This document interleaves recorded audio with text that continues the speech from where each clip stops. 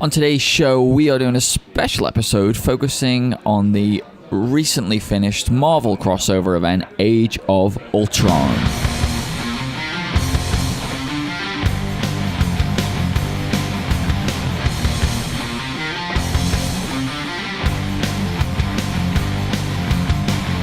Okay, so Age of Ultron was a thing that happened by Brian Michael Bendis and Brian Hitch. Yep. We, I think, talked about the first issue on the show. We did, yep. I didn't enjoy it. You did. You enjoyed all the broken landscapes. I did enjoy all the broken landscapes, and I enjoy Bendis for the most part. I'm loving all his X-Men stuff at the moment. And we thought, since it's going to be a film... Yeah, that's kind of where this book's landed notoriety, is, the next film is going to have Ultron as the villain. It's called Age of Ultron, and that got us not concerned but interested. Joss Whedon came out and said the book is not the story they're going to do in the film, but we thought you say these things and then you go against it, so we're going to read it, find out. Dan, what did you think of Brian Bendis' Age of Ultron? Do you know what? I have heard a lot of negative things about this book. Yeah. If you go on Amazon or even in the YouTube comments of our videos, you will find negative reviews of this book.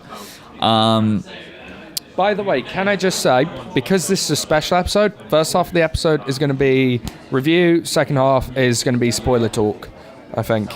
Okay. Yeah? We can talk story. Okay, so my review is, I really enjoyed this book.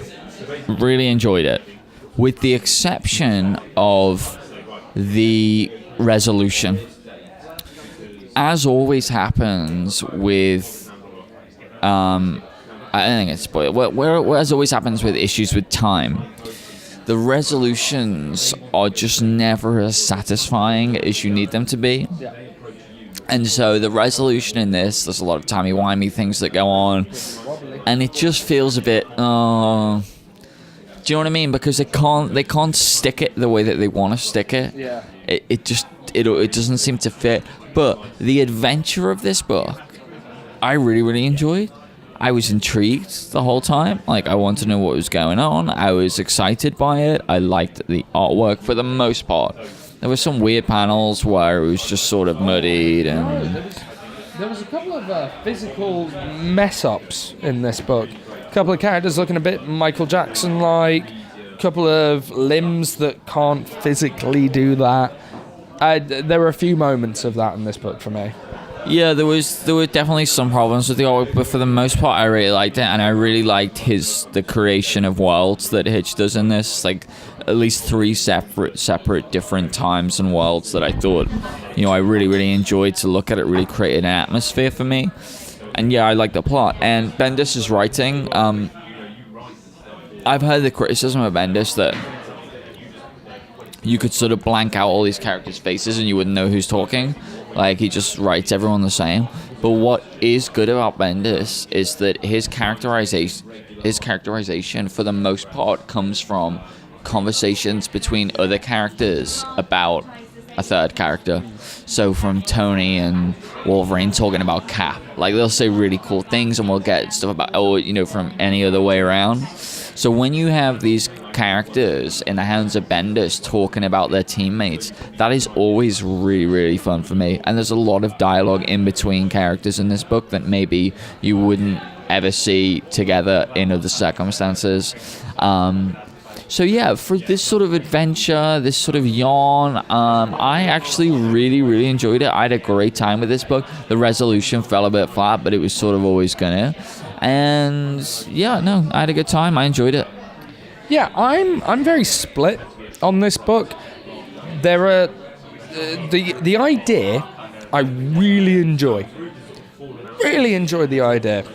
The execution of the idea, it kind of falls flat. The artwork for certain bits, I've got a page open right now, beautiful. The artwork in other bits, not so good. This is such a book of half and halves. I think for a big event, the quality was not where it should have been. However, I think that if this came from a first-time writer or something like that, I'm sure I'd have thought, this is amazing. But because it's Bendis, I kind of expect better. Which, I feel as though we're getting at the moment with Infinity.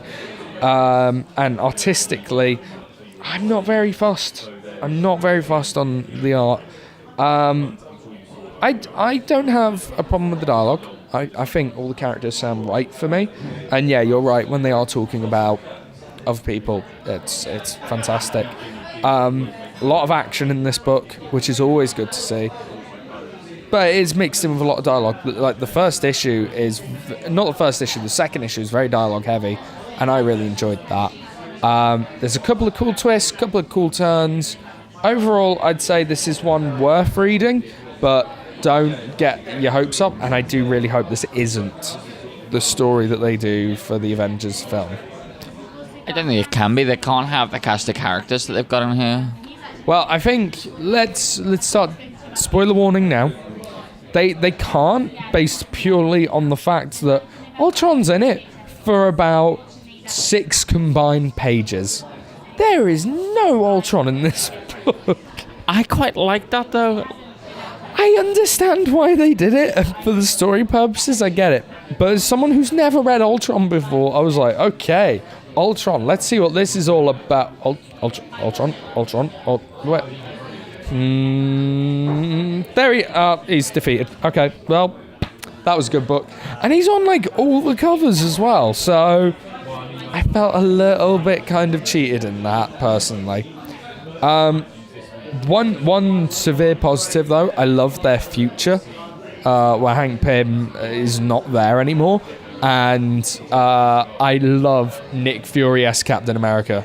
I want a Nick Fury Captain America book, because that's just so cool. Yeah. How did you find Cable Cyclops, man? I liked all of the futures. I really loved the Defenders and the Colonel America and all that sort of stuff. And I like that they what was I gonna say? No, I forgot what I was gonna say. Yeah, so I liked Stark. I like what they did with Stark. And where he went, and it was creepy and weird. And I liked it, the security footage thing. The idea that it happened, and they had the security footage, and they thought it was Skrulls, and how the world would have been impacted if Pym wasn't around, and all that kind of stuff. I just liked it all. I liked the thought behind it all. It was just that ultimately, when it came down to we're gonna go back in time and kill him, but then that doesn't have to have any ramifications because I can go back in time and tell my guy not to do it, and then the way they uploaded the virus, and it just wasn't a very exciting ending. Ultimately, it just wasn't very exciting. So, yeah, but for the most part, I loved it. For the most part, I really did enjoy it. That panel is stunning with Galactus. I'm not reading the Ultimates universe, so I don't know what's going on there, but I love that shot of Spider-Man looking up at Galactus. And I love that they now have proper Galactus in their universe, because it was the Swarm or something. Galactus or whatever they called him. The virus thing was so stupid. It was such a cop-out. No big showdown. I hate it when there's no big showdown at the end. But yeah, I'd say pick it up. I really hope that this isn't my Avengers film. And yeah, they can't because they don't have the cast, but if they ever get a cast of this quality, surely Civil War is first on the list. Civil War, please, has got to be on the list. It's just got to be. I don't know how you can have a film with that many characters and that much plot, but not do Civil War. But if you can, you have to do Civil War, certainly. Yeah. So that's what we thought of Age of Ultron. Love to hear what you guys thought, so please tell us down in the comments or over on Twitter at Comic Book Show 1. Share it with your friends. Indeedio, and join us on Thursday where we will be talking about some more of the books that we've been reading. We'll see you then. Well, that was a good book.